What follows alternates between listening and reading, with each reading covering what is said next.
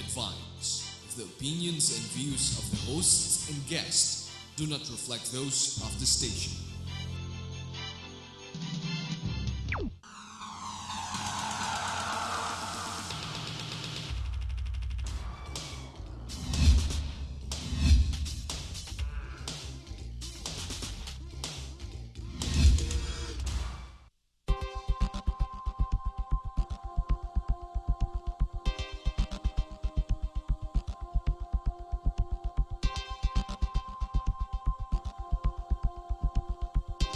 After having been business broadcast,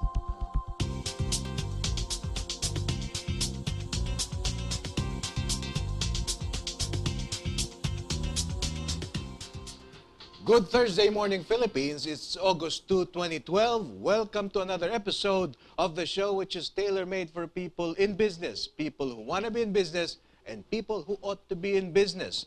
On the show today is Mr. Cesar Cruz, President of the Philippine Tour Operators Association. Our friends from Globe Telecom are also joining us this morning, Mr. Rob Nasal, Corporate Social Responsibility Head, and Mr. Bong Esguerra, CSR Manager for Entrepreneurship. It's all about travel and corporate social responsibility today. I'm your host, Miguel Hill, and this is Practical Business.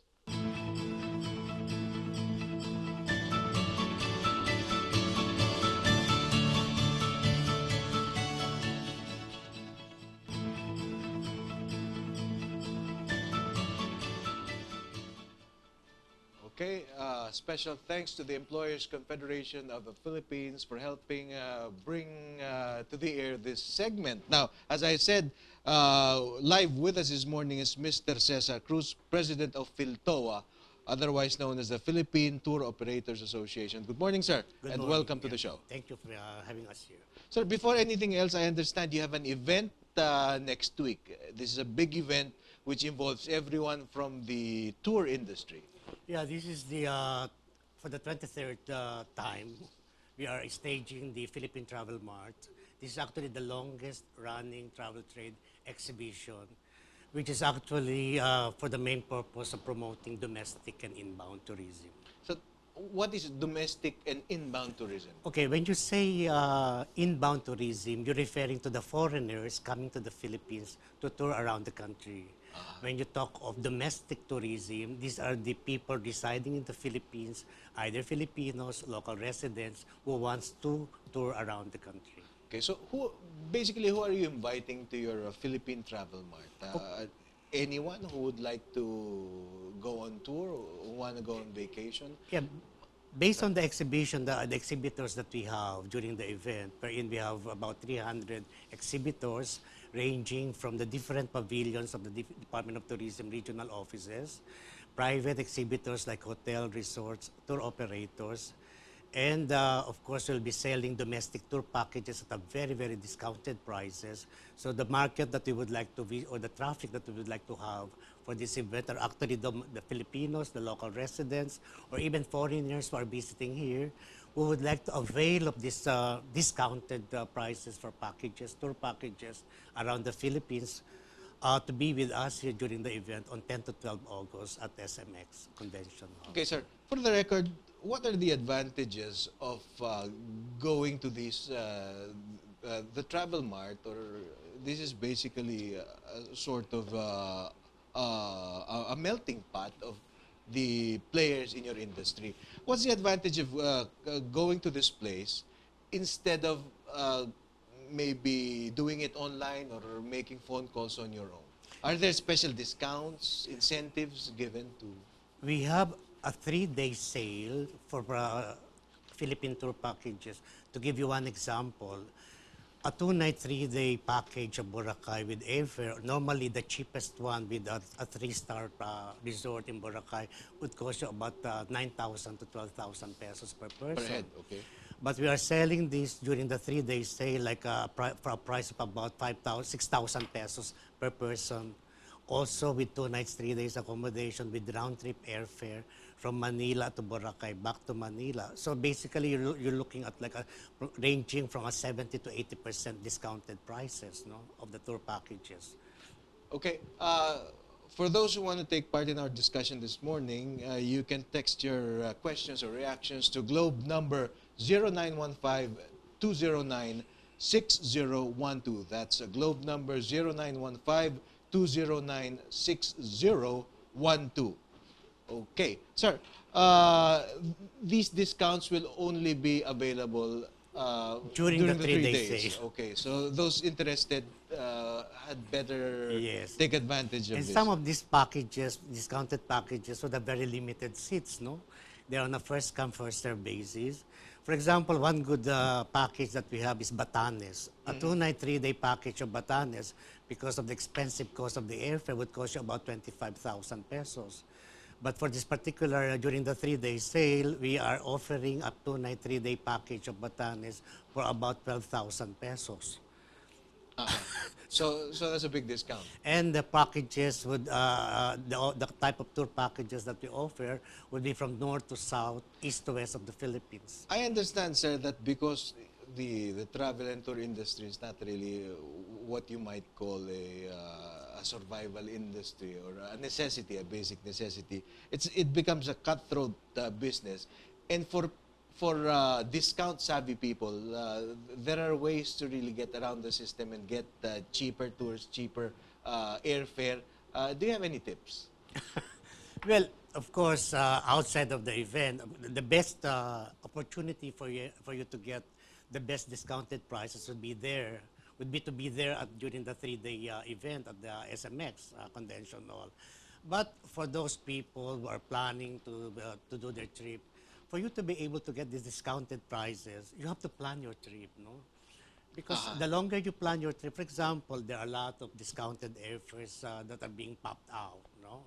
But Sometimes it's just 1 peso. yeah, but this Okay. would be like you can only avail of this for about in 1 day or 2 days, no?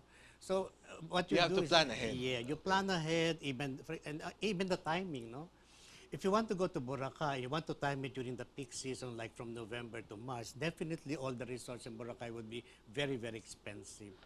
Try to time it during the lean season, Like the rainy season. the, no?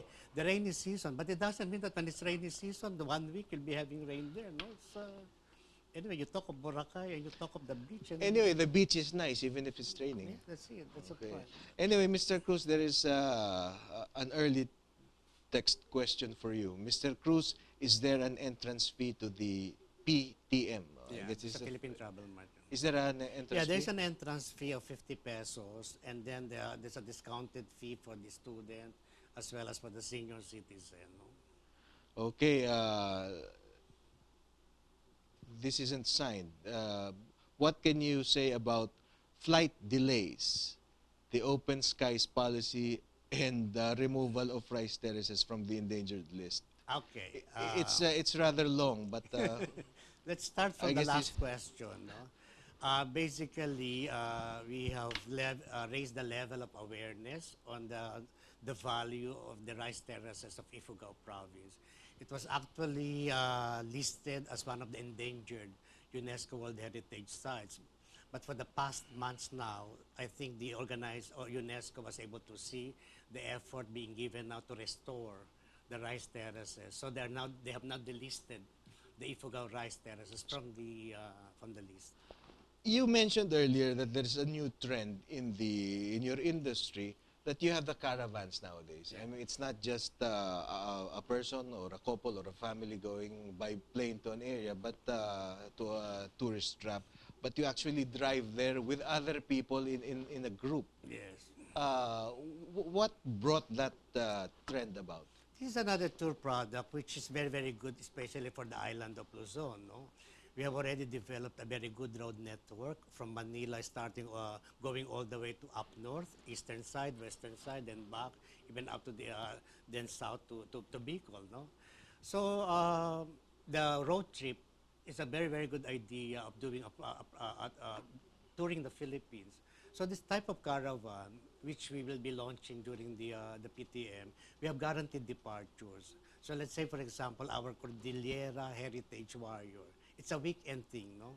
So there's a definite date, so we post this, we market this, so people can join in, and you can bring your own car, it's a convoy. Uh, do you see significant interest in that sort of service? Because, you know, a lot of people, when they go on vacation, they want to be driven to the location, they want to fly to the location, they want to be wined and dined, basically. On the other hand, under this setup, they have to drive. No? So, of course, some people like that. The first description is the typical standard stereotype traveler. Yes. But through the years, there are a lot of different type of travelers that has emerged.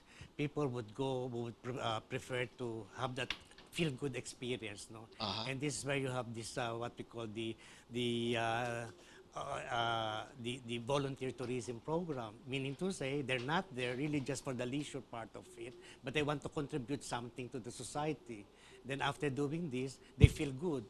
There are also the adventure travelers, no? These are the people who would not go by plane. They prefer They want to rough it out. Yes, Yeah. okay. Anyway, there's another texting in question. To the people texting us, kindly include your name and your location, your residence more or less, so that we can keep track of our audience. Anyway, this is a question for you. Good morning, saan pwede makontak si Mr. Cruz para makapag-inquire sa kanya? Basically, I don't know whether I have my own company, but at this point, I'm wearing the hat as president of of PHILTOA. We have our number for the association, which is 812-4513. You can also log on to our website of PHILTOA, which is actually philtoa.org. Or if you want my company, that's Trips Travel. I also have a website, which is Trips Travel. No? So, Okay, we are led to believe that this government is giving special attention to developing the tourism industry. So that may, depending on how it's actually handled, that may benefit your sector. So, do you consider your sector, the travel and tour industry, is it still lucrative for those seeking to find a business of their own? yeah, it would still be a very good business to venture, the tour operations. Although I have to warn people that it's not really, if your motive in entering into this business is profit, then you might be a little bit disappointed. But the one thing that's going for you to be in this business is that kind of advocacy, that you really serve the country by promoting your country Is it to the capital foreigner. intensive? It's not really a very capital intensive. Because it's a business. service, basically. It's an You- SME. It's an SME, small scale industry. So basically, it doesn't need a lot of capitalization. It's a service industry. It needs a lot of skill, but not necessarily on the capital thing. What are the basic things you have to know if you want to go into tour? Because a lot of Filipinos, uh, they may not realize it right away, but they live in beautiful surroundings in the provinces. And a lot of them are realizing that maybe going to Metro Manila is not such a good idea. So how can they make the most of their natural environment? Okay, let's look at the development of the tour operation business here in the country, especially in the provinces. They start with something like as a ticketing agent because that's the easiest way to start doing ticketing. But when you talk of inbound operation, that's still a little bit more tricky. It needs a better, more skill because this is when you do inbound tour operations already, this is where you make all the arrangements from the hotel accommodation, the land arrangements, etc. I understand PHILTOA is doing something to enhance your livelihood advocacy. Yeah. So basically, you make money from your customers, and at the same time, you give some sort of livelihood to your host communities because you depend a lot on your host communities. One of the advocacies of PHILTOA as an organization for inbound and domestic tourism is the development of the destination, consequently developing tour packages. So in doing this, what we try to do is when we develop the tour packages, we try to touch base with the community itself. For example, in Siargao, there's a very nice homestay community there. So if they will not limit it to just the accommodation side of it, can you imagine, for example, people staying there, and the community would also develop the cottage industry, the food handling, food preparation. So the entire what we refer to as the tourism economics will be directly benefiting the community itself. This is really one of the advocacies that we have. Okay, Mr. Cruz, very briefly, we're going on commercial break. If you want to invite our audience to the Philippine Travel Mart. Okay, at this point, we really would like to invite everybody out there. We are planning to do some vacationing, at least for the rest of this year and the early part of next year, to visit us at the SMX Convention Hall 10 to 12 August this year. That's next week already. And you can really avail of these very, very good discounted packages ranging from 70% to 80%. Thank you very much, sir. Practical Business will be right back. Don't go away.